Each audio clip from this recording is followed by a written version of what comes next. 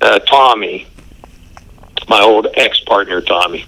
He said, get a hold of Tommy. I want you guys to go out to fish a tournament. I said, what? Because we knew how anti-tournament he was. He said, they're having a muskie tournament at Pomme de Terre. He said, Pomme de Terre is where the heck was it? Missouri, somewhere out there. I don't remember. I think it is Missouri. At any rate, it was a big reservoir, Pomme de Terre, Terre. And he said they wanted to make it the muskie capital of the South. So they started stocking muskie into this reservoir 10 years ago. And they're having a muskie tournament. And they allow trolling. So he said all of the big name, quote, muskie guys, I forget who all they are, it's been so long ago, but a lot of the guys some wrote for Fishing Facts, and there were a lot of that Wisconsin, Minnesota gang. They were all these known muskie guys.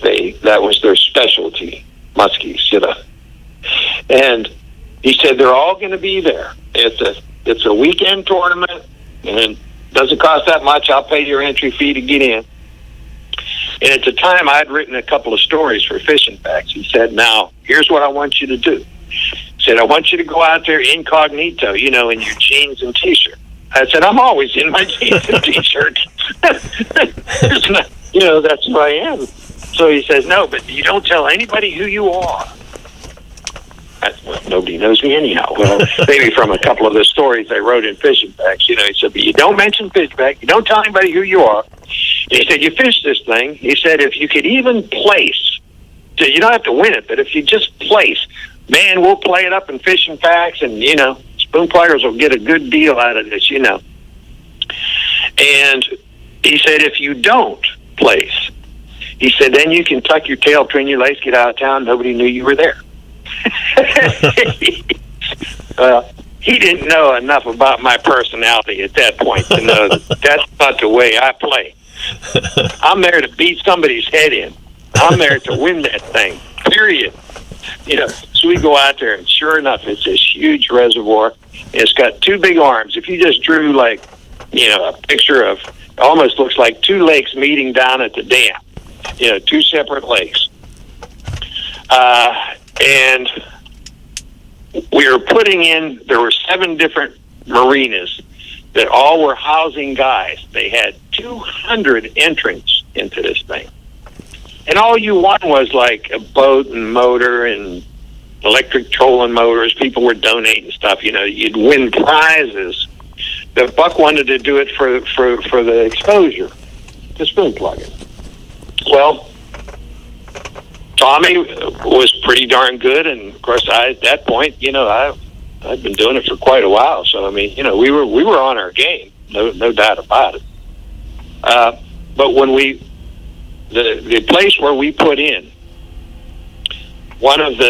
it was down near the dam where we were staying. Our resort. The guy had a restaurant there, so the first moment we got there, I was starving. I said, let's go to the restaurant. Before we even check in, let's go to the restaurant. I got to get something to eat. Walk into this, and it's right on the water. So we walk into the restaurant. Guy comes out from behind in the kitchen, comes out and says, holy mackerel, Don Dickson Fishing Facts. I said, oh, no, you got to be kidding. Well, as it turns out, this guy owned this resort. But he not only read Fishing Facts, but it was just 2 months earlier, I think, I wrote about catching muskie on Kinzua Reservoir in Pennsylvania. So they ran this muskie article, so that's how the guy recognized me. Wow. And so that incognito had gone right out the window.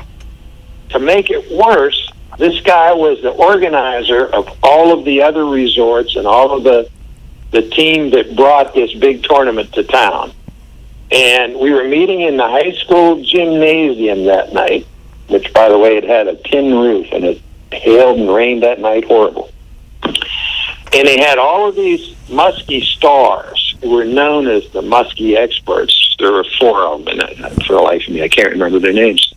They've come and gone. just like me. At any rate, they were speaking with all the fishermen and the wives and the kids that were brought along. There was like 400 people there. And this guy where I'm staying said, man, you got to speak to the group tonight. When they find out you're here, it's going to be great. They're going to love it. I said, no. Because I'm still trying to maintain, like Buck said, stay incognito, right? So I said, I don't need to be doing that. You've got your guys, these big stars from these magazines coming in. He emceed the deal, and at the end he said, and now I got a special surprise for you. Yeah. Straight from Fish and Facts magazine. I had only written 2 stories, and one of them had to be a musky story, and there I was. So, of course, I had to go up, and I started talking. And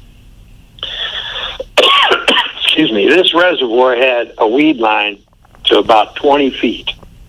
Are you getting my drift? Wow, clear. It was clear as a bell. Now, for the practice days, one practice day, I saw everybody was up in there throwing their big suics and their big spinner baits up in all these weeds, Everybody was doing the same thing. Big fast boats, casting all up into the weeds.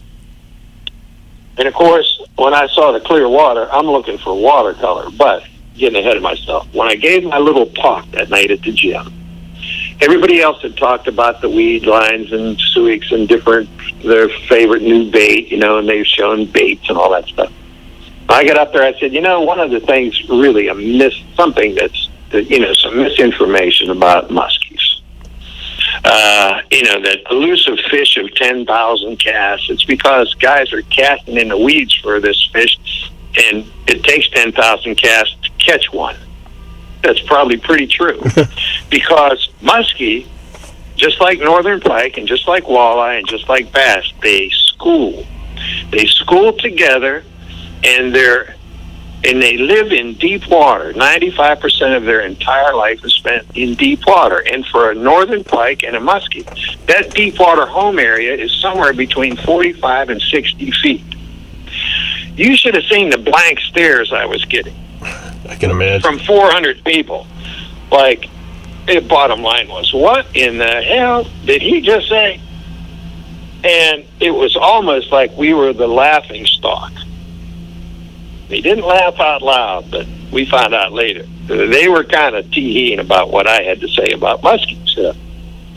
So when we went out to the final practice day, the next day, because we'd seen all this clear water, I said to Tommy, we got to go as far upstream as we can go. And at the time, I was running with a 25 horsepower motor, so we weren't breaking any speed limits, you know what I mean? And it's quite a long reservoir.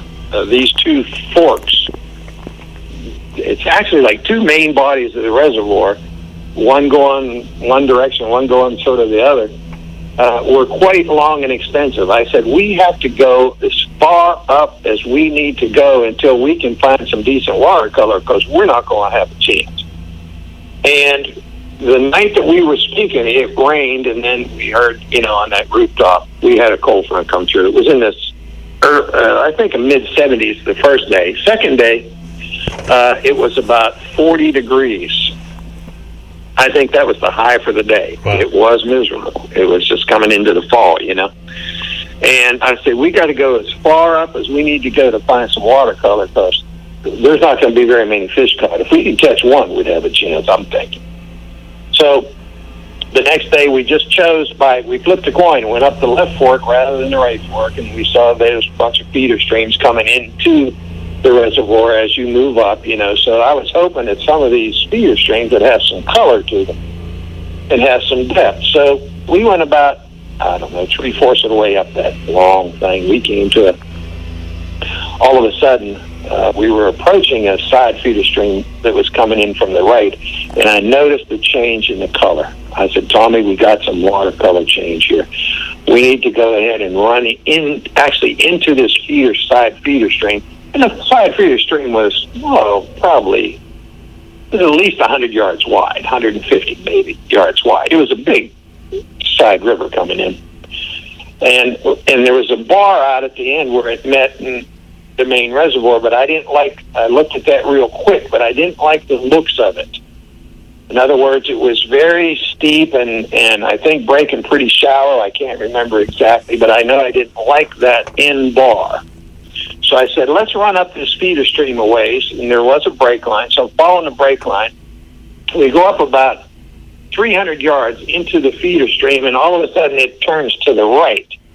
And where the hook was made there, the inside hook coming off the bar from the long bar and the break line from where it met the lake, and where it hooked and then started heading up this feeder stream. At that hook, I noticed it really broke off sharp. So I just turned and went straight out into the feeder cut and saw that we still had some 60 feet in the feeder cut. So we still had a lot of water.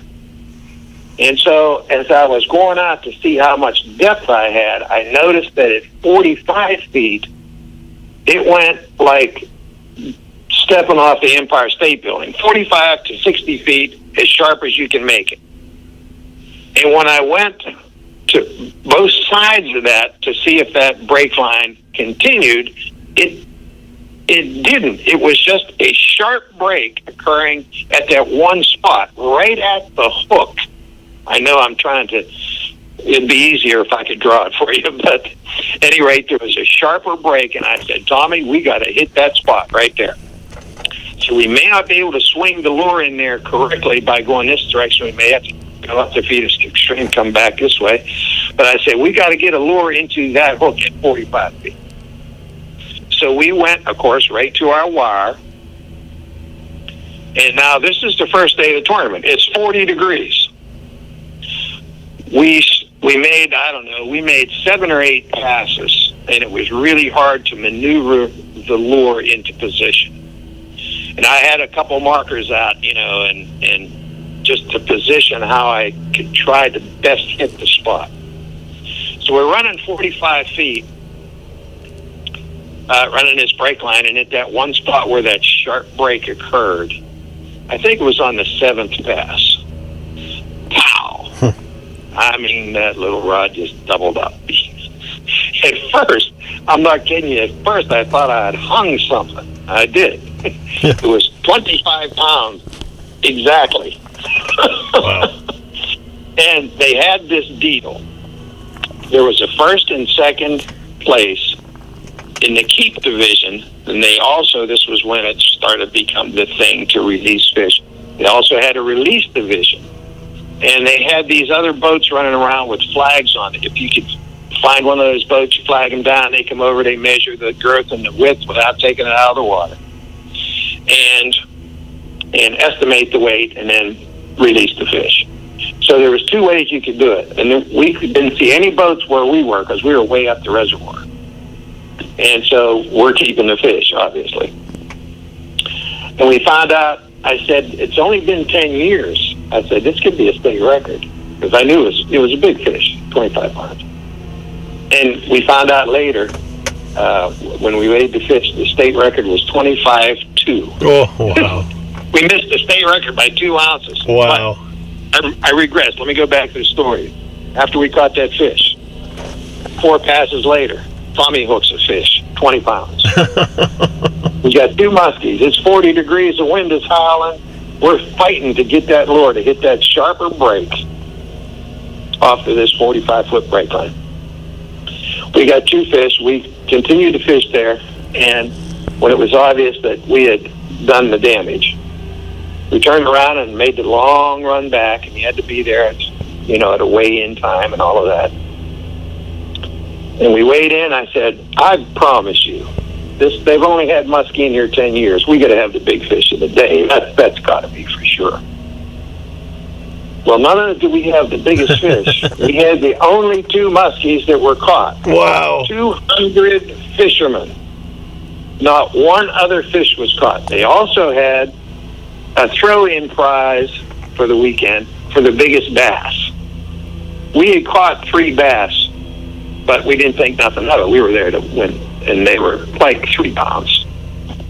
But I told Tommy that night, I said, if we catch a bass, we ought to keep a bass because, if they're not catching any fish at all, they're not catching any bass. So if we happen to catch a bass in our muskie hunt, we should keep it.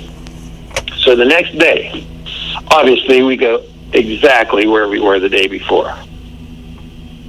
We hit 2 more muskie, and that day, because of what we had done the first day, we had one of these boats with the flag follow us.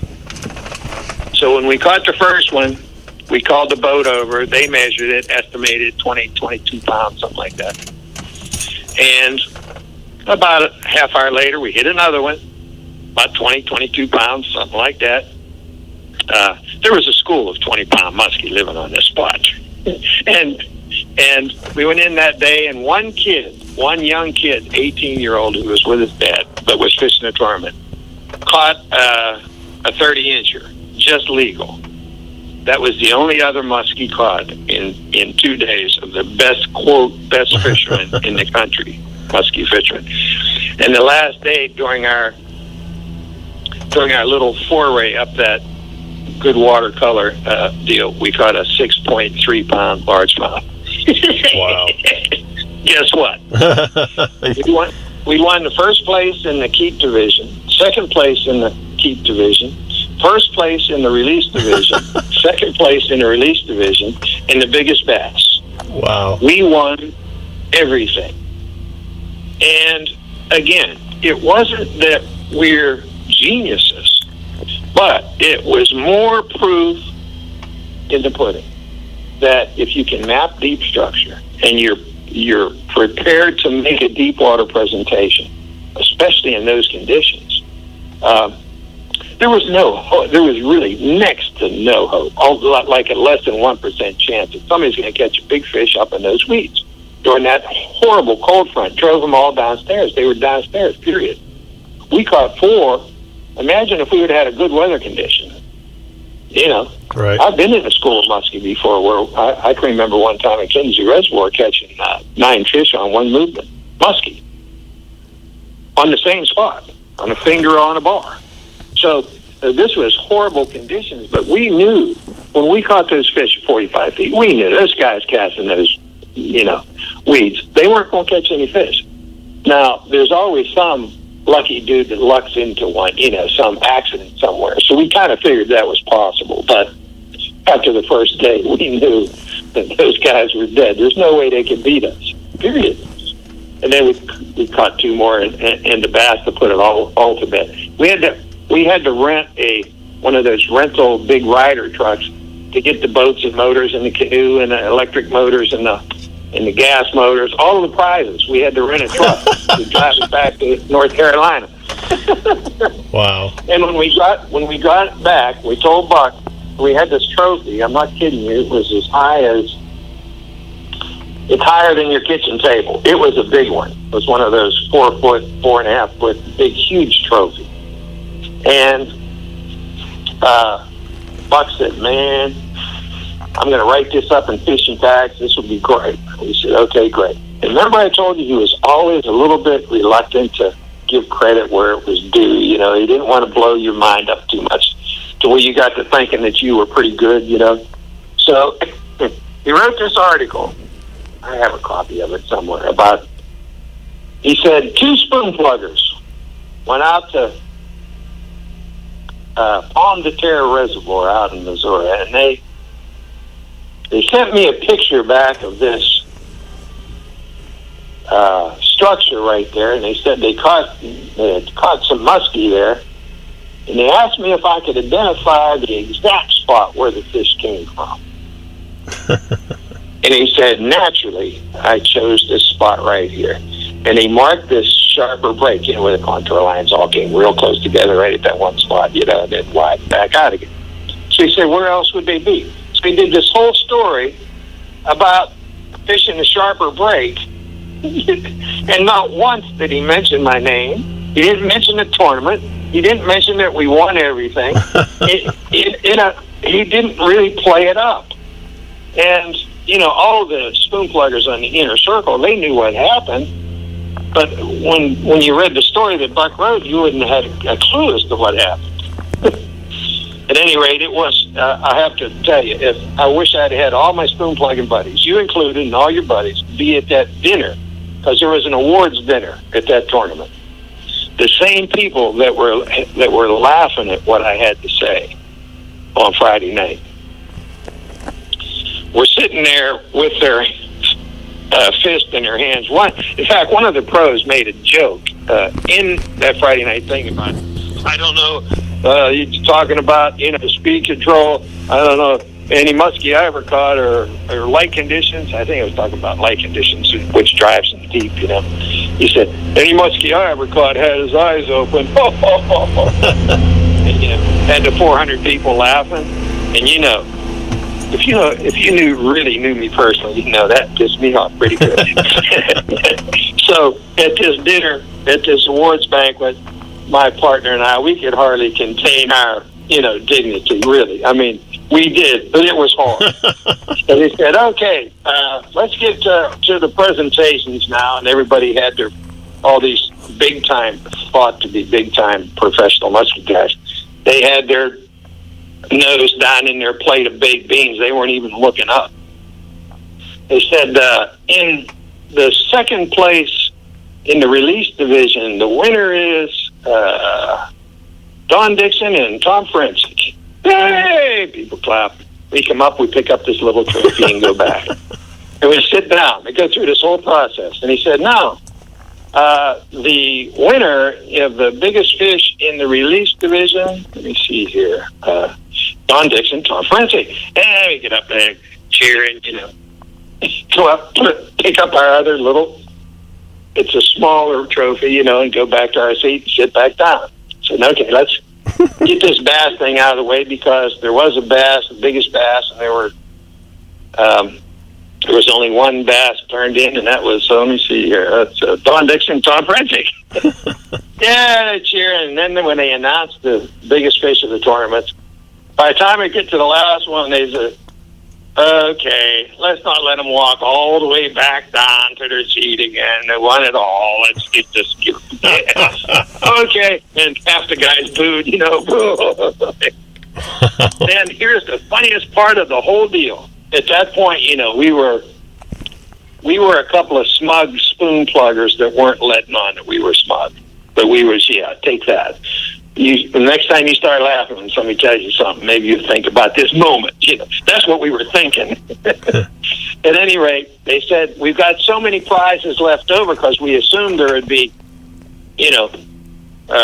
25 different winners. So we got some prizes that have been donated, some really nice things, some Epsoners, some good stuff. They said, so what we're going to do, y'all have tickets. We're going to draw some tickets at random and give these prizes away. They called the first number, 287. Guess who had 287? I'm not kidding you, Jim. It was my ticket. Wow. I stood up, and you should have heard everybody booing. I said, listen, I'm donating to the next. Whoever wins, you just won this prize, too. Pull the next number. I guess it gets silly. Oh, man, when we were driving home, we couldn't stop on that CB. We laughed all the way to North Carolina.